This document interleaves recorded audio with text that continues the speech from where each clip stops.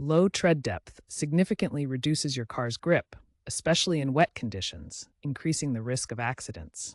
Approximately 20% of U.S. vehicles have at least one tire below the safe tread depth, contributing to 11,000 annual fatalities from tire-related incidents. The legal minimum tread depth in the U.S. is 2/30ths of an inch.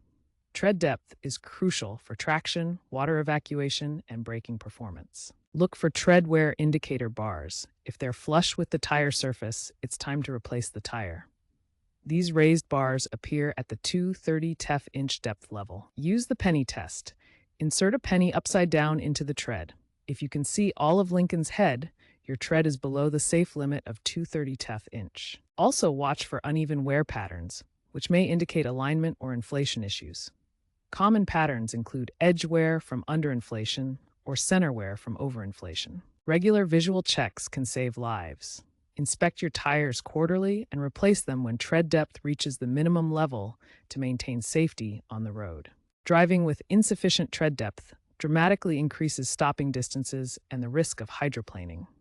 NASA data shows 33% of tire-related fatalities involve tread depth below 4/30 inch. To prevent these dangerous situations, maintain your tires with monthly pressure checks, aiming for 30 to 35 psi. Rotate tires every 5,000 to 8,000 miles to ensure even wear. Replace tires every 6 years regardless of tread depth due to rubber degradation.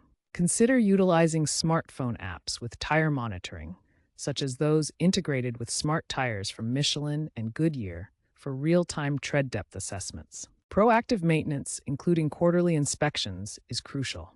Experts like AAA spokesperson Marshall L. emphasize that tread depth is the frontline defense against hydroplaning. Don't wait for signs. Inspect quarterly.